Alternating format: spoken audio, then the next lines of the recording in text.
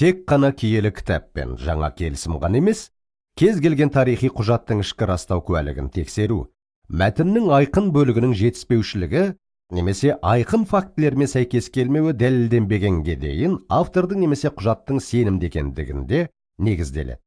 Осындай тексеріске жаңа келісімді салған кезде мен өте таң қалдым. Сіздердің рұқсаттарыңызбен мен Тарстық Саулдың Дамаскіге бара жатқан жолындағы елші Паулға айналуы туралы оқиға жайында бір кішкене мысал келтірейін. Киелі кітапта Құдай Саулға келді, және соның нәтижесінде оның көзі соқыр боп қалды. Оған Дамаскіге баруға нұсқау берілді. Ол жерде Құдай біреуді оған жібереді. Ол тек көзінің көруіне көмектесіп қана қоймай, әрі қарай не істеу керек екендігін ашып айтады. Сонымен елшілердің істері кітабында осы оқиғаның екі нұсқасы жазылған. 9-шы тарау 7-ші аятта былай делінген: Саулдың сапарлас жігіттері үндемей тұрып қалды, себебі олар бір дауысты естігендей болғанмен ешкімді көрмеді. Бірақ әрі қарай 22-ші тарау 9-шы аятта былай деп жазылған: Қасымдағы серіктерім сәулені көрсе де, маған сөйлегеннің дауысын түсінбеді. Көптеген жылдар бойы ғалымдар осы жерден айқын қарама-қайшылық көрген. Алайда біреу маған келіп, сонымен Джош, естіді ме әлде естімеді ме деп сұраса, мен естіді де, естімеді де деп жауап берем. Бұл нені білдіреді? Қазір түсіндірем. Соңғы зерттеулердің нәтижесінде ғалымдар естіді деп аударылған етістікті осы екі аятта екі түрлі мағынада екенін анықтады. Елшілердің істері кітабының 22-ші тарауының 9-шы аятында бұл етістікті естімеді деп емес, түсінбеді деп аударған дұрысырақ болады. Басқа сөзбен айтқанда, Саулмен еріп келе жатқандар дауысты естіді, алайда не айтылғанын түсінбеді. Сондықтан естімеді деген сөз олардың түсіне алмағанын меңзейді. Алайда осы кітаптың 9-шы тарауында бұл сөз түсіну деген сөзге қатысы жоқ. Ол жерде адамдар дауысты естіді, бұл міндетті түрде түсінді дегенді білдірмейді.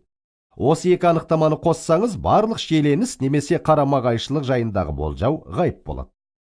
Елшілердің істері кітабының 9-шы тарауында адамдар дауысты естігені жайында, ал 22-ші тарауда естігенін түсінбегені жайында айтылады. Біз ағылшын тілінде жиі осылай істейміз. Соны түсіндірейін. Бір кездері мен отбасыммен болған сапарда. Маған Чикагоның бір радиостанциясына қашықты түрде сұхбат беруім керек болды. Белгіленген уақытта мен адамдар көп жүретін жол арнада орналасқан телефон кабинасына кірдім. Ол жер шулы болды. Сұхбат алушы менімен байланысқа шыққан уақытта мен тек «Сендерді естіп тұрған жоқпын» деп қана айта алдым. Шын мәнінде ол маған естіліп тұрды, бірақ не айтып жатқанын айқын түсіне алмадым, сондықтан «естіп тұрған жоқпын» дедім. Жарайды, біз тағы да бір қайтара қоңырау шалайық деп жауап берді ол. Біраз уақыттан соң кері хабарласты. Сонда мен «Енді сендерді естіп тұрмын» дедім. Оның мағынасы: түсіне алам. Осы себепті Паулдың өмірінде орын алған бірдей оқиға жайындағы айтқан сөздері бір-біріне қарама-қайшы сияқты болып көрінеді. Біреудің пайымдауынша қате немесе қарама-қайшы болып есептеуді кездестіргенде тұжырым жасауға асықпаңыздар. Кей кезде істің анық-қанығын білу үшін толықтай зерттеуге уақыт бөлу жеткілікті. Мен әрдайым осылай істеген кезде барлығы түсінікті бола бастайды. Құдай өзінің жүрегі мен ойын киелі жазба арқылы ашып бізге жеткізе алу үшін және оның шынайы екендігіне сенімді болуымыз үшін барлығын орындады.